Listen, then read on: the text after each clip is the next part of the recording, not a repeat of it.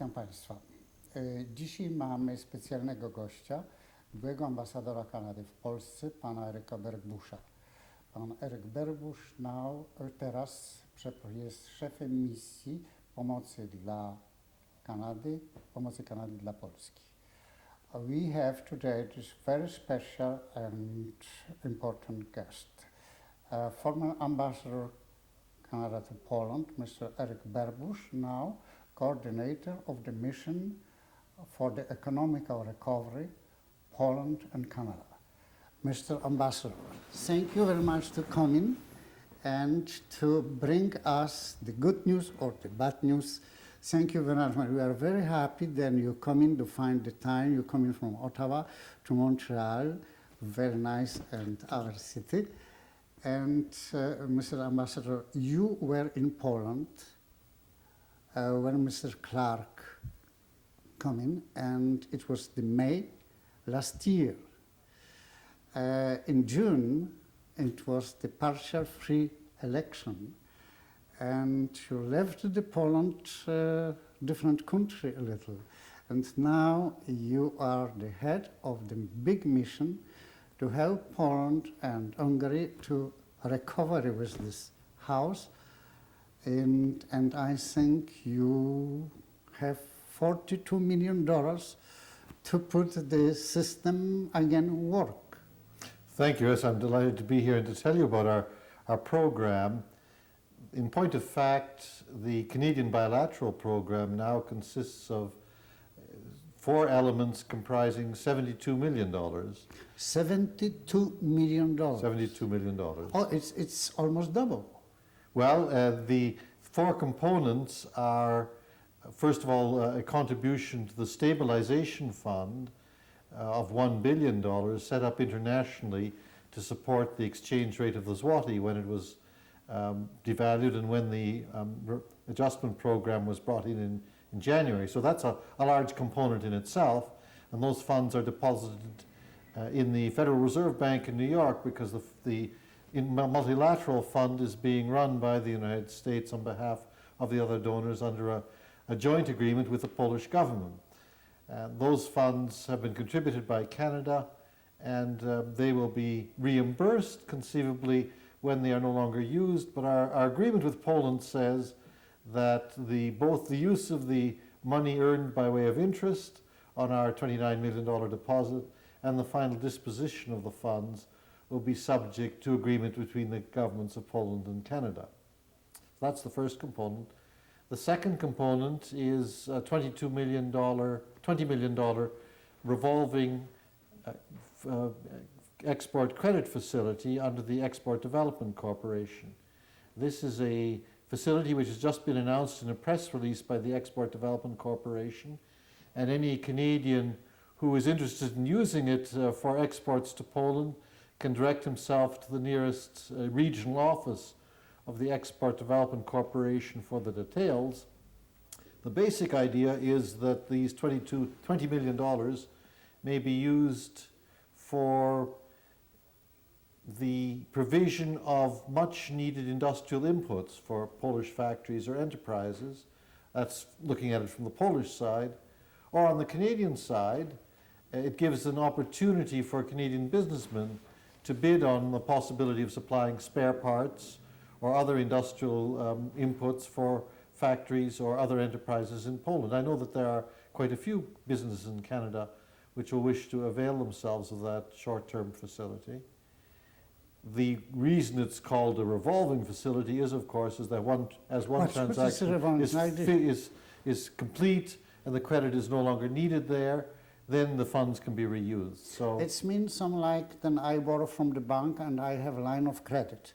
Then I borrow, perhaps I can borrow $10,000, and if I need it and I pay, then my credit is renewable. That's exactly and it. I have always, this is Poland have $20 million revolving credit.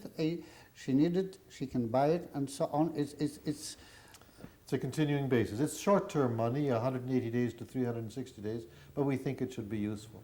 So those are the 2 first components of the bilateral program. The other 2 are perhaps even more interesting, and I've had particular fun and interest, and I think results in managing the other 23 million actually altogether. That consists of 13 million dollars in food aid and agricultural inputs, and $10 million in our Economic Development Fund. Perhaps I could speak about the food aid first of all. We started our operation last October when the Prime Minister announced this program, and my little office was set up to administer it. I myself and two deputy coordinators, Paul Krakowski, the coordinator for Poland, had worked for CETA from the Polish side. He'd worked for CETA previously as Director General for their... But this is in October last year. It was in October of last year. Very, very heavy And we moved winter. the food quite quickly. We had, the idea was, of course, to give support to the government through a winter in which one expected there to be a fair amount of economic dislocation in Poland, because, of course, the economy had been running down for some time, but particularly in the last 18 months, with extremely high rates of inflation, 1,000% inflation. Farmers, understandably, were not quickly bringing their food to market because they saw no point in taking paper złotys, which had, as they say, no use but to paper your outhouse. So there was a good resistance in the farm community in Poland to bring food to market. The distribution system had really broken down. So we quickly organized the shipment of some 33,000 metric tons of wheat for worth $7 million, and then pork worth $2.5 million, and vegetable oil worth $1 million, and herring worth $1 million. Our shipments started in December and were pretty well completed through January and February. That was quite quick action, I think I may say, and we completed our shipments with the herring in March. Almost immediately. Almost immediately.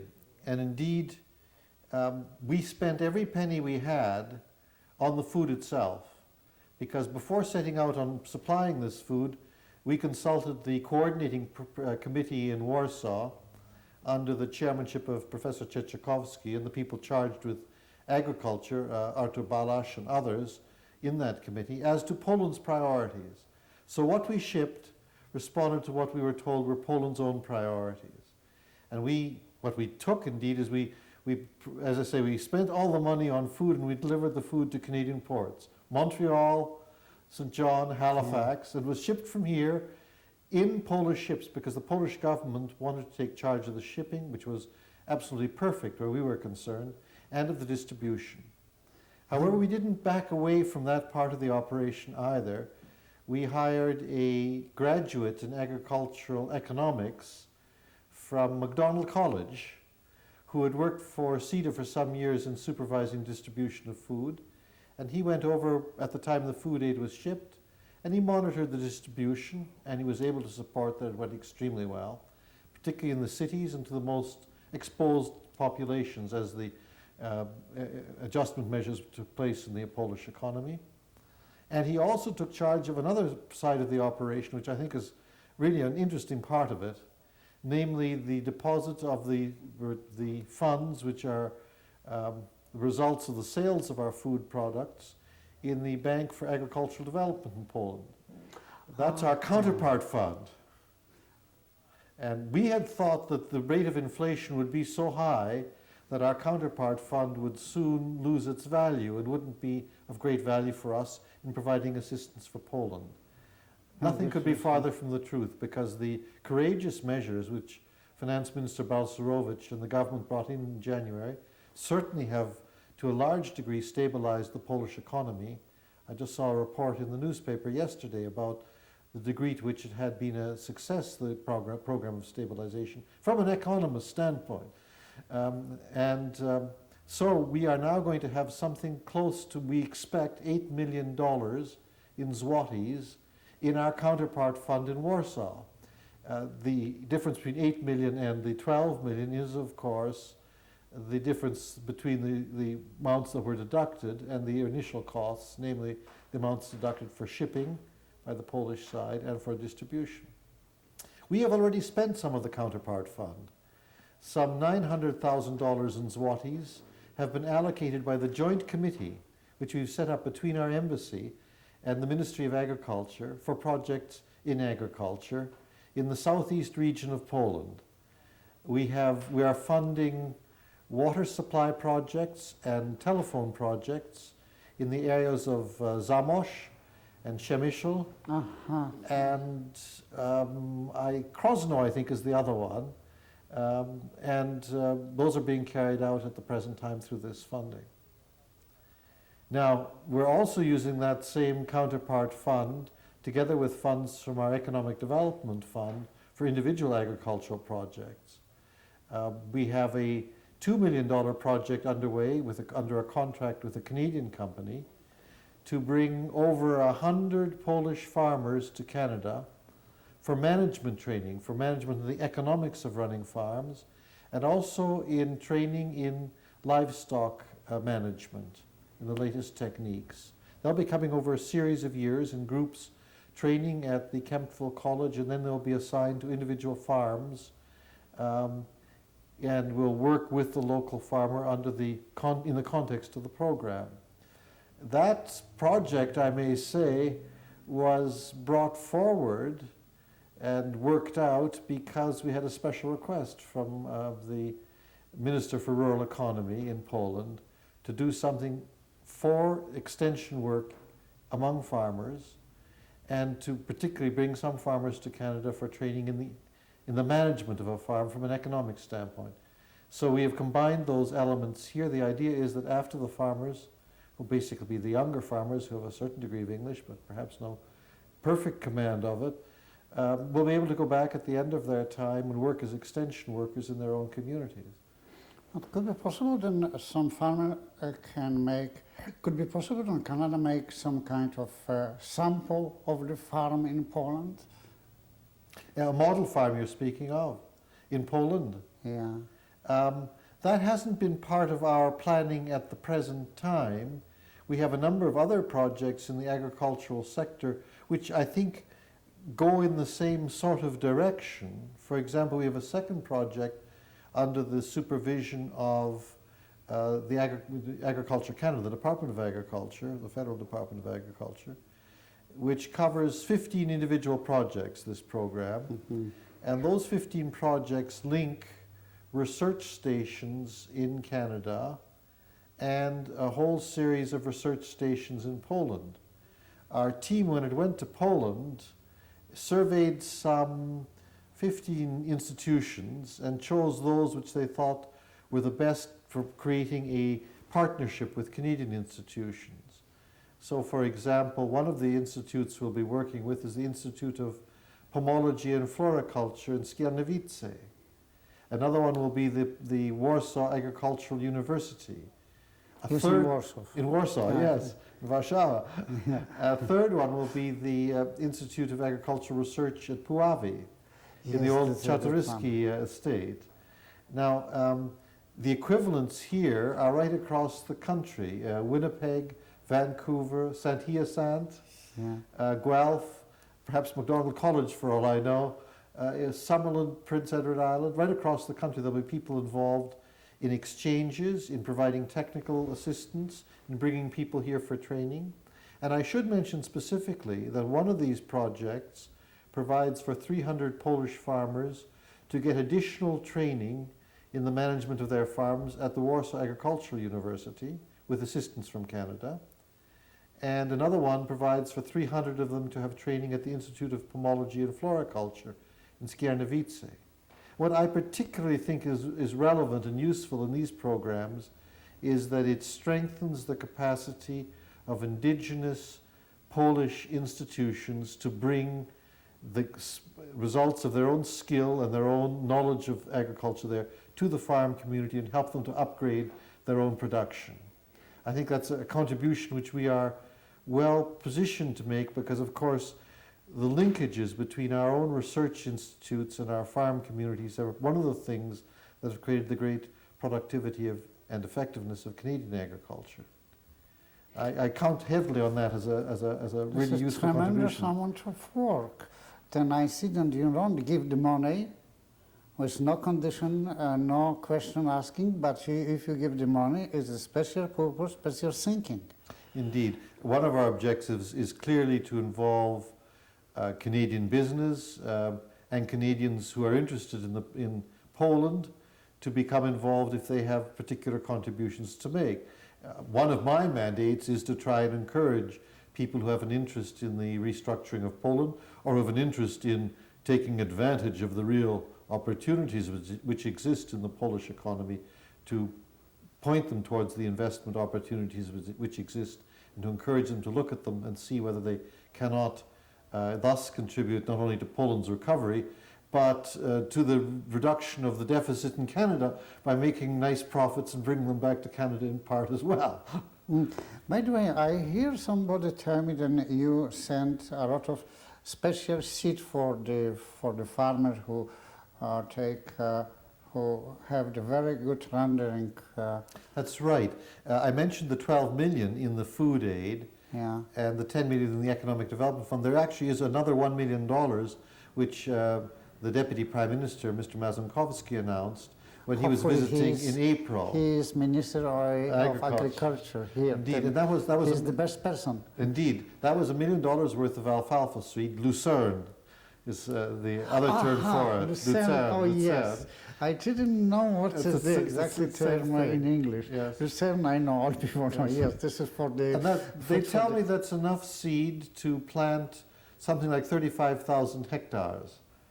Which is, well, what, 70, 80, 90,000 acres, quite a bit of land. In the same time, the seed is good for the Canadian weather. It means they're good for Polish weather too. Indeed, indeed. Because we have a very strong time, and if it's good here. How about perhaps the livestock? It's mean then I know the Canadian milk farmer. It's very good. In Poland, the cow don't make a lot of milk. Well, indeed, the first project I mentioned is going to have the livestock training here as part of the project. But beyond that, that particular company, Cemex Limited and International Livestock Management, is going to be looking, as part of the contract we made with them, at possible investment opportunities in Poland for Canadian businessmen and Canadian enterprises interested in agricultural processing or various aspects of the livestock industry. So we hope to encourage investment by that means. And we've got a third one I should mention in agriculture, which is a study done by a company in Montreal, INC, of the possibility of upgrading some of the rapeseed crushing plants, oilseeds crushing plants in Poland. Oil. Yes. Yes. There is, of course, colza is the French term for rapeseed. Excuse me. But Canada protects some Canadian investment until 90%, yes? If you're referring to a company which gets investment insurance from the Export Development Corporation, that certainly is a possibility. That's one of the options which is open to a company which is investing overseas. Yeah, because sometimes the people don't, it could be happen, you know, the people prefer to be protected because this is finally That's of course money. Insurance against political risk rather than insurance against economic risk, which the individual investor has to assess on his own. That's always the responsibility. This is then, to make the point, you have almost 4 different not approach, but the 4 project, if it's mean, or the chapter, then the Canadian help is going. Agriculture and educational. And the joint venture, yes? And we hope then it will get some result. Mr. Ambassador, you were in Poland when it was the different country. Now you left Poland when it's now almost free, and the regime is completely changed. May I ask you a personal question? Of course. What you dislike in Poland? Well, there was very little I disliked in Poland. I enjoyed my time there thoroughly, but I suppose if one thing I found sometimes a bit hard to take was the degree of pollution in the air, particularly during the winter time when the brown coal was being burnt, and I went out in the morning to jog with my Irish setter and found the air rather hard to breathe. But I shared that dislike with most Poles.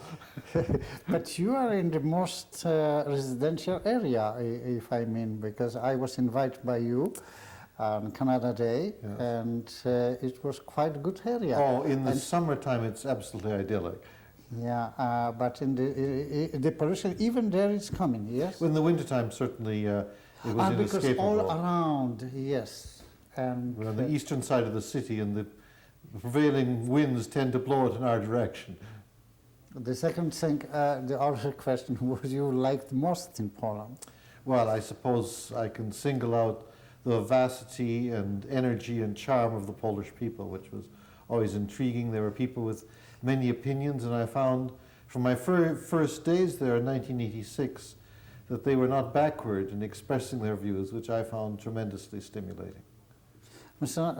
Ambassador, your highlights in Poland, and you remember mostly in your career, you remember something? There are many highlights, but several things stand out in my memory. Certainly Mr. Clark's visit in May of 1987 was a highlight which we will remember. It was only the third visit ever by a Secretary of State for External Affairs to Poland, and I think to my eyes, I prepared it and organized it.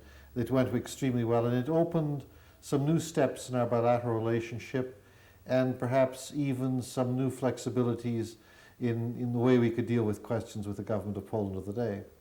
Beyond that, it was always very touching to lay a wreath at the monuments for the Canadian soldiers, the flyers who came to the assistance of the Warsaw Uprising, which we did every November 1st. It was very striking the degree to which the Polish people themselves had set up that monument and then came to each occasion to celebrate with us that particular occasion.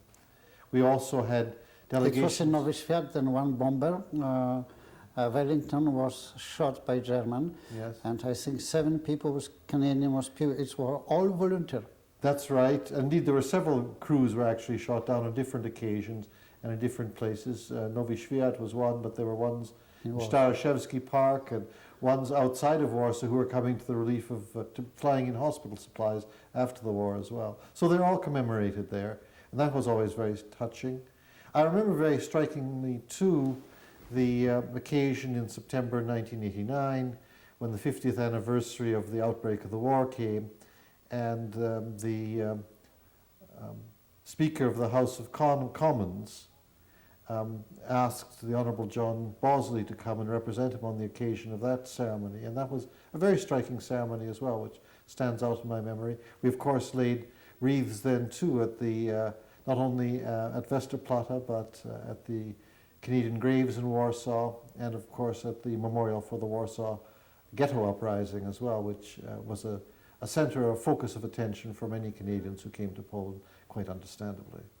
Yeah, the Jewish community that I met even made a big appreciation about some kind of Umschlagplatz. Yes, that was open when I was there. And a lot of, I think, a lot of representatives for Polish Canadian Jew and the Jew Canadian was there. Indeed. Then I'm quite. I think when I present myself in Poland and I live in Canada, the people sit smiling. I'm so happy that Canada have a very good image, if I think. And I'm happy that you feel good for my country that I was born. And Mr. Ambassador, I repeat again, you coming in the country communist, you left free. And when it's happened, it's you and Canada help a little to it happen. Mr. Ambassador, in the name of the Polish community, Canadian Polish community, we thank you very much, in my name too, to take care to come into my home and tell us about the tremendous thing it's going.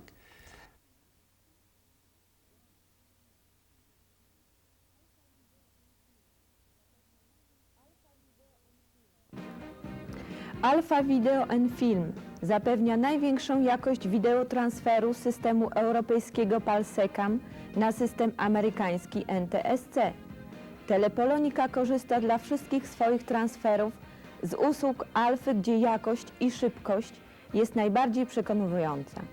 Ponadto Alpha Video and Film oferuje telesłuchaczom polskiego programu 25% obniżki. Wysyłam lekarstwa do Europy od wielu lat. Wysyłam je do Polski, Węgier, Rumunii, Czechosłowacji i do wielu innych krajów. Jeżeli Państwo dostaną list od rodziny, od przyjaciół, proszący o lekarstwa, i to nawet bez recepty, mogą Państwu dopomóc. Gdyby danego lekarstwa nie było w Kanadzie, to nie ma żadnego problemu. Mogą je wysłać z Anglii, z Francji, z Niemiec lub ze Szwajcarii.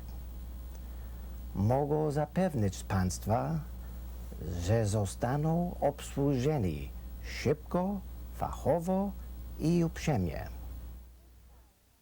Polska, Twój kraj, kraj Twoich przodków, kraj Kopernika, Kościuszki, Chopina, Marii Curie-Skłodowskiej, kraj Jana Pawła II. To tak blisko, to tak łatwo, mniej niż 8 godzin lotem, polskimi liniami lotniczymi LOT.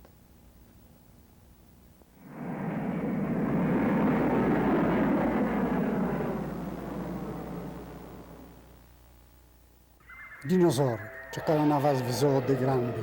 Wrażenia naprawdę prehistoryczne. Zoo de Granby, autor numer 10, exit 68. Zobaczymy się tam.